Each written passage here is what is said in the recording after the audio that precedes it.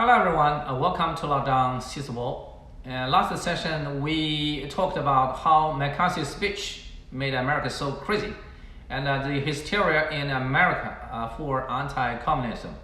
Today we talk further about the person of Joseph McCarthy and his McCarthyism.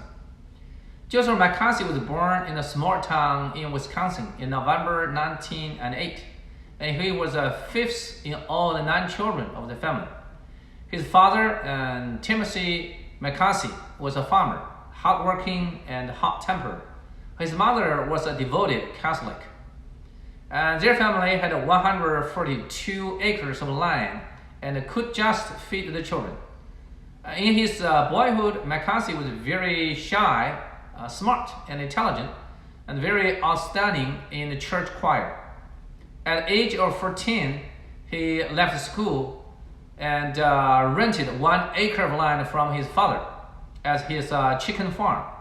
For the first 5 years, he made some money and by taking good care of his business.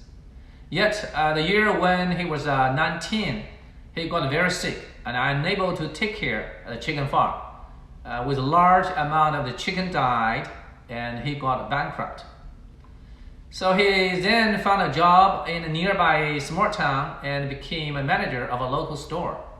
Later, he returned to high school again and finished the 4-year classes within 1 year.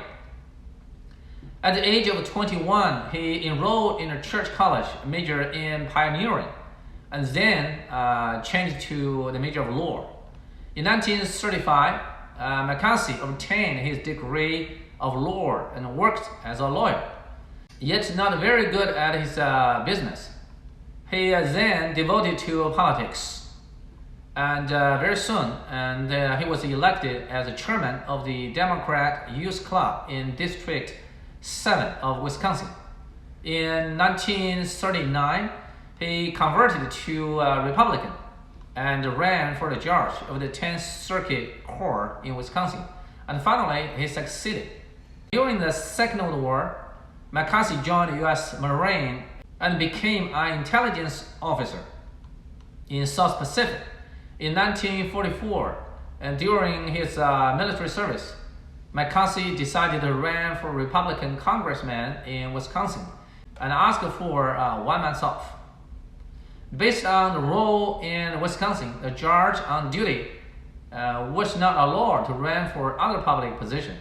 And in the army, anyone in active service can't express their political intention. To all of these rules, he disregarded. In February 1945, he returned home after leaving the army and succeeded in running for the judge position. In November 1946, he was elected as a U.S. congressman of Wyoming. In 1947, McCarthy was assigned in the Senate the Sugar Committee that affiliated to the Bank and the Currency Committee. He urged early end of government sugar ration and hoped to increase sugar supply to enterprises such as to Pepsi and other business. As he even tampered with the statistics in document. When working as vice chairman of the Housing Committee, he opposed to public housing plan and supported the large government loans to private developers. There happened once that when he needed money or cash, he asked a real estate contractor to pay $10,000 US for his 36-page housing plan booklet, and soon the deal was made. The first years of McCarthy in Congress didn't show any sign in his anti-communism flourish. Only in a bill in March 1947, he supported the rights of employer in laying off the workers who joined or showed sympathy to communism. He greatly impressed his friends in private life, very easygoing. Yet in Congress, he used to attack with exaggeration, lying, and even abusing of power. He believed that more power could be grabbed in Congress, which would make him the center of attention. Meanwhile, he also realized that the US media sometimes full of gossips and sensational headlines. Then the birth of McCarthyism. On February 9, 1950, McCarthy said in his speech at a wedding in West Virginia, "I have in my hand a list of 205. That's a list of names being members of the Communist Party and who nevertheless are still working and shaping foreign policy in the State Department." McCarthy's speech that spread nationwide on February 13, 1950. The U.S. State Department published the result of its staff the loyalty investigation. It said since 1947, when FBI checked all the 16,075 employees, that only 2 of them had been quarantined due to a security issue, and another 202 staff resigned or forced to resign accordingly. No more disloyalty or communist had been found in State Department. With his speech and attack on the Democrats, instantly McCarthy, from an ordinary Midwest senator, became well known as a representative of Republican conservatism. He turned to be the symbol of U.S. anti-communism and also a trick used by the Republicans to wrestle power with Democrats. His personality and ambition made him the key role of that time, and the media helped to fuel the flame. To McCarthy's accusation, U.S. Congress formed a bi-party committee and published the report on July 14, 1950, and blamed him sternly as a sensational scare made to the public. For this attack was unscrupulous and groundless. Yet some Republican congressmen stood firmly with McCarthy, and he himself also insisted, "You give way to the fifth column." Later, McCarthy himself also admitted in privacy that his behavior dirty, filthy, mean, and disgusting. McCarthy sometimes called President Truman a son of a bitch, believing that removal of MacArthur's comment in Korean War was the mistake of the leader's drunkenness and beneficial only to the communists.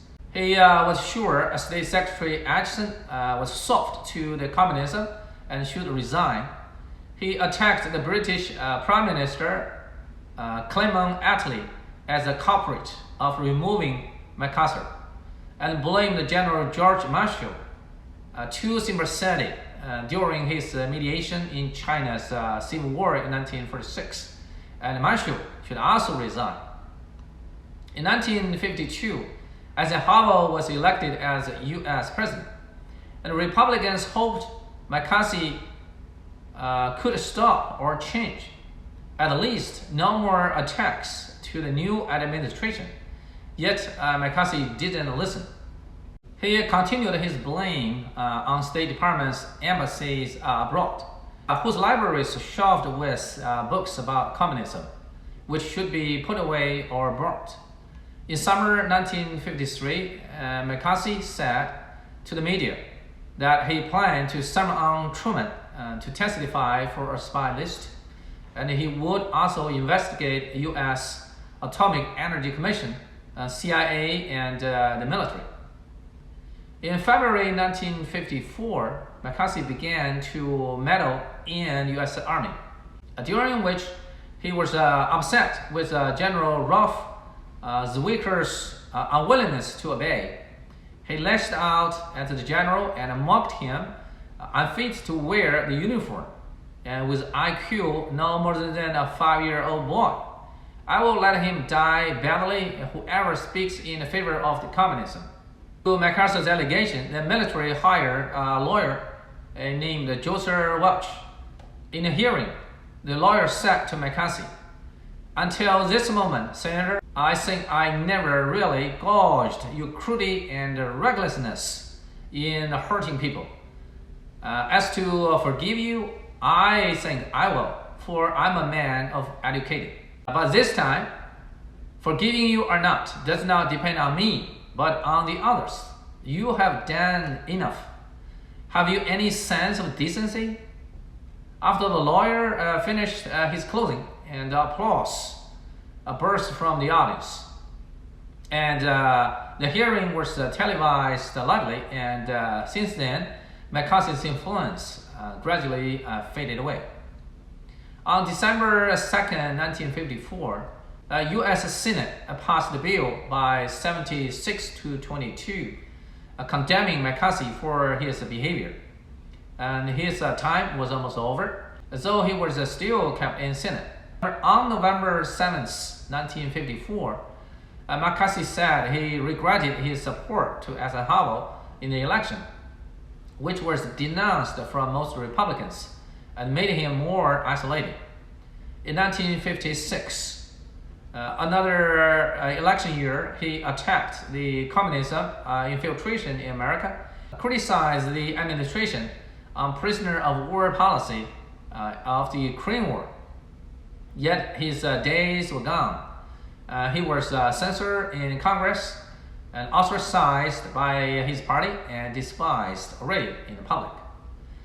McCarthy rose and fell for the same reason, and he became popular overnight due to his anti-communism hysteria in February 1950. And his stubbornness brought his failure in politics after 4 years. In complaints, hatred, and drunkenness, he blamed the Republicans had discarded him as nothing good and criticized the Eisenhower's lack of support to him. On May 2nd, 1957, he died of hepatitis in Bethesda Naval Hospital at the age of 48. Yet today, McCarthyism still haunts as an ideology in America. I hope this video can help you know more about McCarthy and the McCarthyism. Here comes the end of today's program, and thank you for your watching. See you next time. Thank you. Bye.